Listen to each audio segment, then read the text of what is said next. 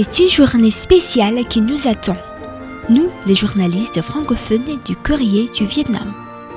Nous avons rendez-vous à la villa de Monsieur l'ambassadeur du Maroc au Vietnam, Azzedine Farhan, afin d'en apprendre plus sur la gastronomie de ce pays du Maghreb.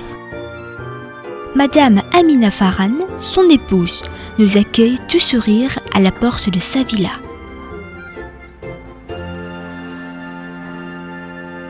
Notre discussion tourne autour de différentes choses, mais surtout de la cuisine marocaine, le but de notre visite. Cette cuisine méditerranéenne se caractérise par sa variété de plats d'origine principalement arabe et berbère, teintée d'influences juives. Donc toute cette diversité, toute cette richesse de population, ils ont fait cet art de gastronomie et ça a beaucoup enrichi notre cuisine qui est, je pense, parmi les meilleures cuisines du monde et qui est très très appréciée par, en tous les cas, les Européens, je crois les Asiatiques aussi. Donc c'est ce qui fait cette diversité, c'est ce qui fait sa richesse. Pour cette rencontre, Amina Farhan décide de nous présenter le couscous tafaya, au raisin sec et la pastilla au poulet. Commençons avec le couscous. Avec l'aide de ses deux cuisiniers, Hoàng Mạnh Long et Hussia Brahimi, Amina Farhan nous délivre tous les secrets de ce plat spécial préparé par les Marocains lors des jours fériés ou bien des réceptions. La liste des ingrédients nécessaires est pour le moins surprenante. Semoule, viande de bœuf, oignons, épices, cannelle, curcuma, coriandre, safran, gingembre, huile d'olive, huile de table, sel, poivre, miel, raisin sec. Sachant que chaque ingrédient joue son rôle dans le plat. Ils doivent obligatoirement être au complet. Arrêtons-nous un instant sur le safran. Ce produit, très sollicité par les grands cuisiniers du monde entier, confère la couleur jaune des plats. Il apporte aussi cet arôme spécifique à la cuisine méditerranéenne. Et ces grains de semoule de couscous, quelle merveille!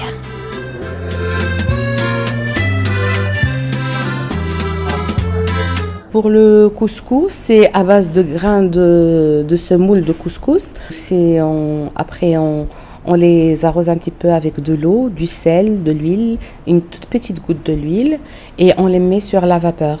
On les laisse pendant une demi-heure et après, on les enlève du moule et on essaie un petit peu de rajouter de l'eau. Et de les badigeonner comme ça. Et après, on les replace dans le couscoussier. Donc ça se passe, cette étape, ça demande trois fois, on le met à la vapeur pendant 3 fois.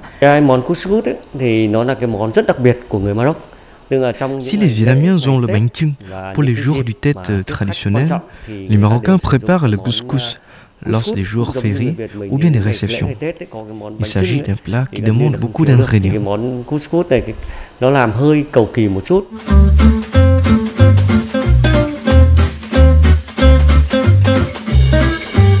Après le couscous, voici la pastilla, un autre plat traditionnel du Maghreb.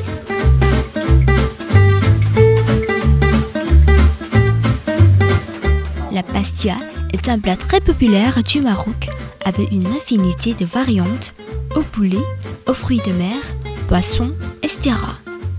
Aujourd'hui, Madame Amina Farhan nous présente la pastilla au poulet. Comme pour le couscous, c'est une spécialité qui demande beaucoup d'ingrédients. Oignons, cannelle, curcuma en poudre, gingembre en poudre, sel, poivre, persil, amandes, œufs, beurre.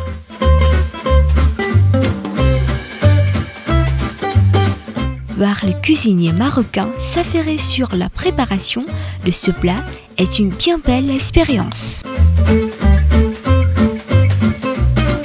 Donc c'est un plat qui est très très populaire au Maroc.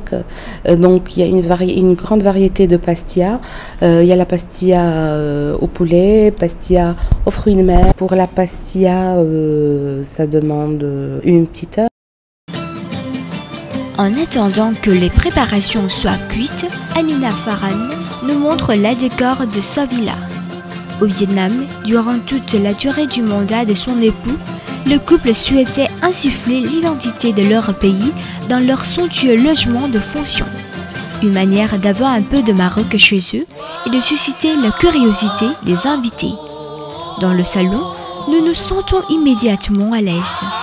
Le mobilier, les objets de décoration intérieure, tels que les tableaux sur le mur, mais aussi le costume qu'Amina Farhan porte, respire la culture marocaine.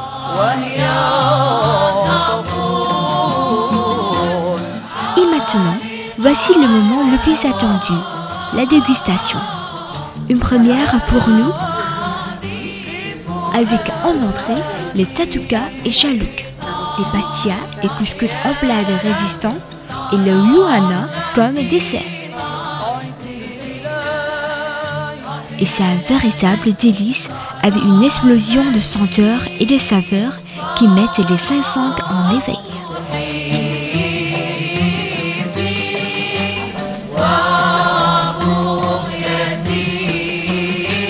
Une journée avec l'épouse de l'ambassadeur du Maroc au Vietnam n'est bien entendu pas suffisante pour tout connaître de la gastronomie marocaine. Mais cela donne déjà un bon aperçu de cette cuisine qui a été classée deuxième cuisine au monde par le site Washing en 2015. Espérons qu'un jour, nous aurons l'occasion d'aller dans ce pays francophone afin de le découvrir sous tous ses aspects, culinaires notamment.